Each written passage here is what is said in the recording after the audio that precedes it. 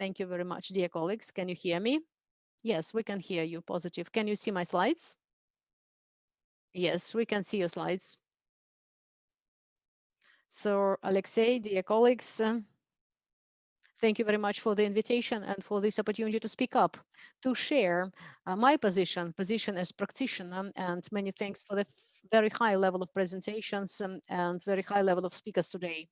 So here I entitled it the position of practitioner. So I'm not showing who I am now because a clinician or practitioner, I'm neurologist. I'm neurologist by my background education. So the position of clinician, not the one who is working with data, introducing this data, analyzing the data, but the position of clinician on the situation in general from the real world data. And it is very important to understand what we are discussing today.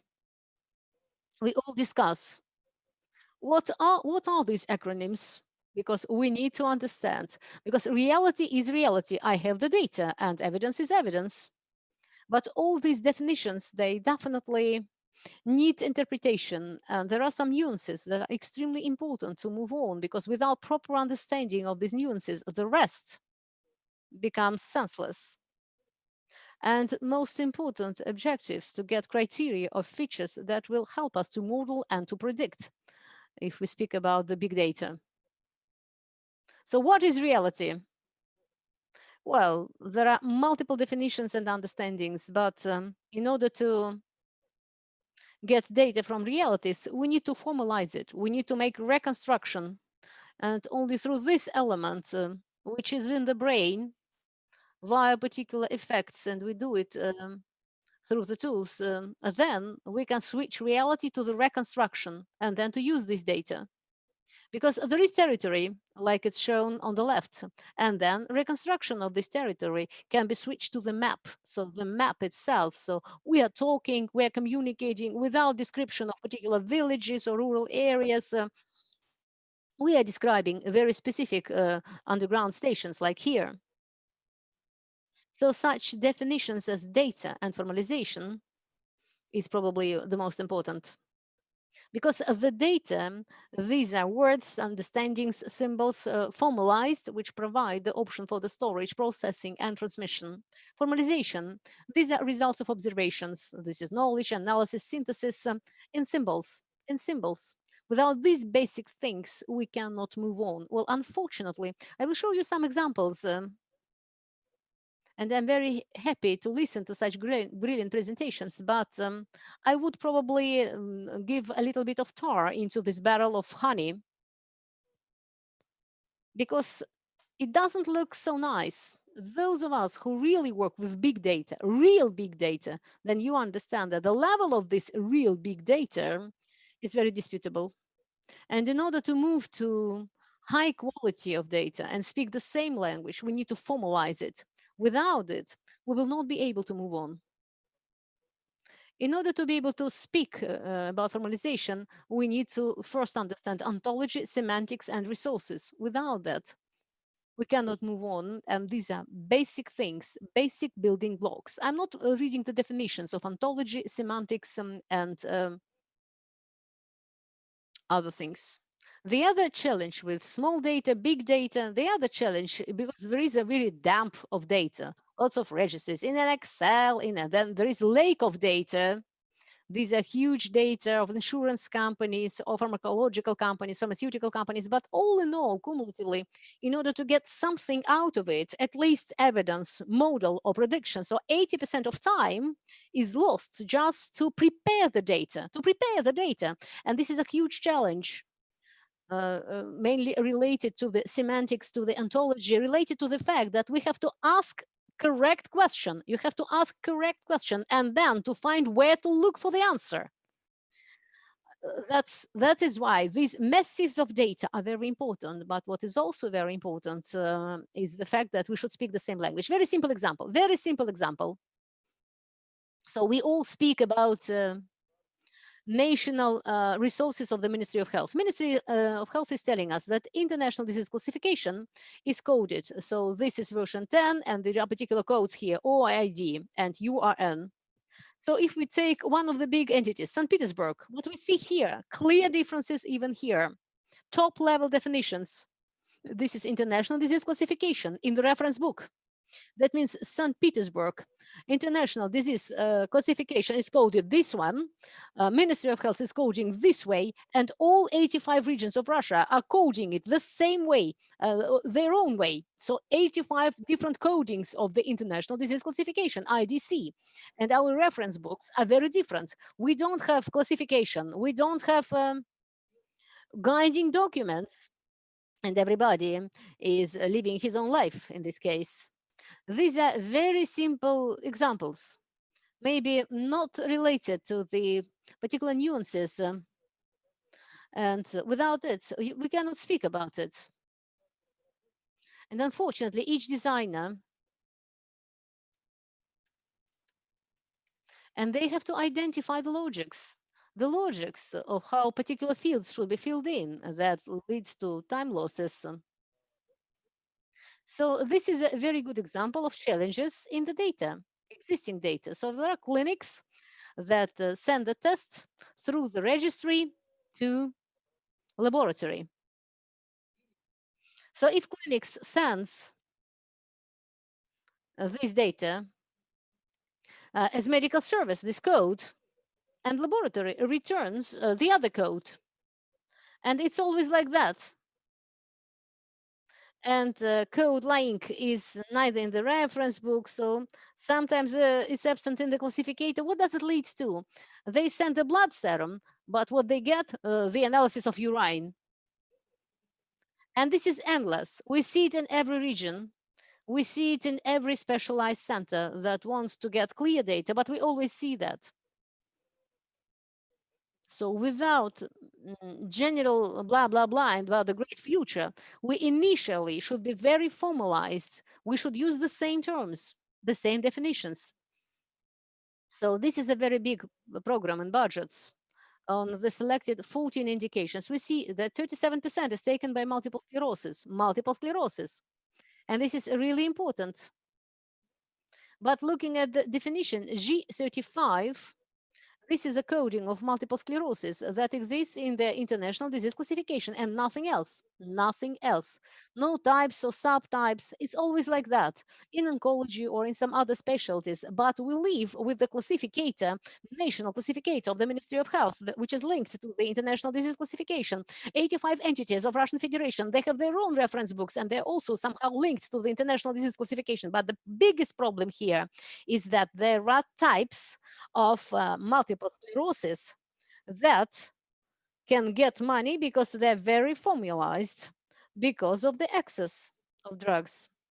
And if this is 1,400 positions and the data exchange through the other international disease classification is 55,000 diseases. So it's very important for us not only agree on the common reference book at the level of state, and then we have move on to extend this data as graphs. This is example for understanding. This is acrelizumab, which was recently included into the reimbursement list of 14 nosologists. This is really great. This is really great. But there is a remitting progressive form. This is indication, but it's not coded. It is not coded here at all.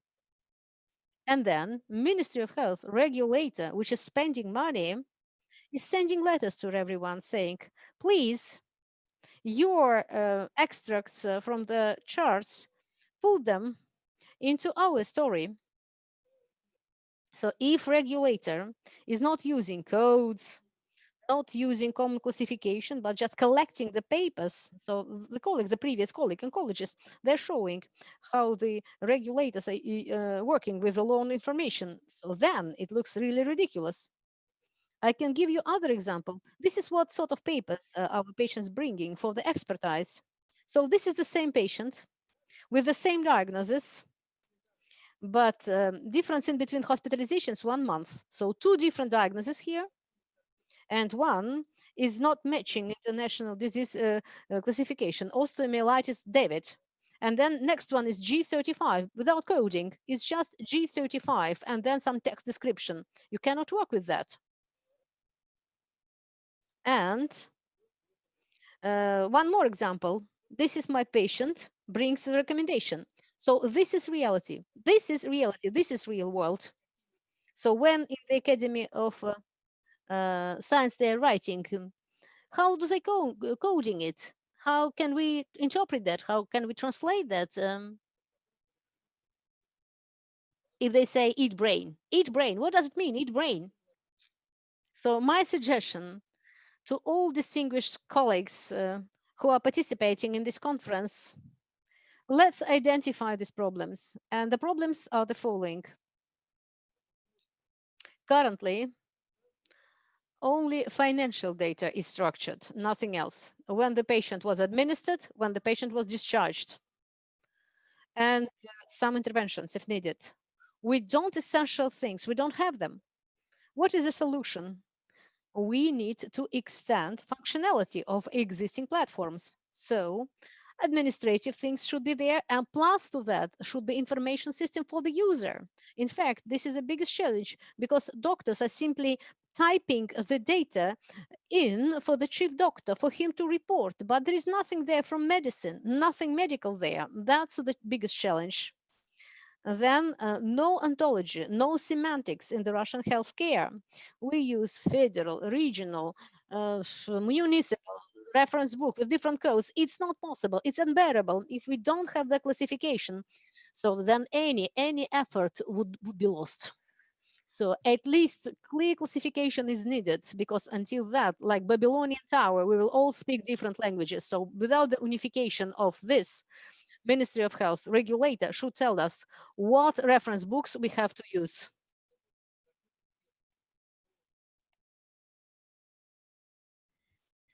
Well, there is another problem. Many agencies do not allow us to have access to information systems, and without openness of information systems, it would be impossible to function normally. Obviously, we have connection with the data analysts. Of course, it's important to have the exchange of information, otherwise we won't be able to move forward. Here you can see the barriers on the way of healthcare organizations. It is important to have a choice. We know that there are different information systems, like there is an information system allowing doctors to purchase a certain amount of drugs and supplies. And of course, it would be natural if doctors who get information could use convenient instruments. And as for managerial data, well, doctors should not get managerial data. The chief physician should get this kind of data. So we need to divide the systems. So doctors should get their information, chief physicians should get information which is intended for them. In this case, there will be no confusion. And also, the law should be more liberal so that the doctor would be considered as a subject of private practice. It is important for the doctor as a clinician to see what's going on. So the doctor, the physician, should be a person who makes decisions regarding what system is best for him, like the system aimed at making decisions, additional programs, and so on and so forth. And of course, the transparency of medical activity is very low. We talk a lot, we show wonderful slides, but we're afraid of transparency. And that's one of the major problems. Some doctors say, I enter the database, but it's very difficult to get the proper data. And of course, we needed to have the system more transparent. Otherwise, there would be situations when doctors get the data, but they were not transparent, or later turned out to be unnecessary. So my proposal is let's unify in reference books, because otherwise, if we do not do it, well, we'll get stuck in the mud. Our systems, information systems, should be accessible for doctors, especially agencies' information systems. Our healthcare system should be open. If it is open, then we'll see exactly what do we need to manage the system. What does the future holds for us? First of all, the introduction of international standardized medical tree-like nomenclature, like concepts, ideas, trees of decision making. And of course, it's important for us to have different graphs, such as the tree related to decision making. Well, what is important is not to have Excel or data sets or PowerPoints or whatever. For us, it is important to have a clear understanding what data we have. On the basis of this data, we can ask proper questions to our patients. And of course, everyone is talking about artificial intelligence right now. And well, some people think I will say a few words and the artificial intelligence will do everything for me. No, this won't happen. Thank you so much. Thank you, Eugene, for this wonderful presentation. And I even opened a couple of presentations. I think it would be nice to exchange such examples. There is a nice situation with COVID. In the negative sense of this word, we did not record the clinical outcomes. We tried to analyze the St. Petersburg database as far as St. Petersburg hospitals are concerned, but it's impossible to calculate how many COVID cases they had in St. Petersburg using their local databases. I think the same is true of the national level. If we look at the temporary health, Minister of Health recommendations on COVID, well, out of 72 sources, 22 are Russian, and there are 0 sources on analyzing the outcomes. Mostly they say how to do a CT and how to analyze international data. But we've already had 8 months of this epidemic, and this temporary Minister of Health recommendations say nothing about how to analyze the patient, what's the outcome of this particular patient. So what you've said is very painful for all of us. But I think such venues for discussion, such conferences that we're having right now, is not a solution to the problem. That's just the first step for us. Our foreign colleagues have already mentioned today that it took them 3 years, like in Taiwan, to do something. Taiwan is a small country compared to Russia, and even there, it took 3 years to change the situation. So let's see how much time we might need to do similar changes in Russia.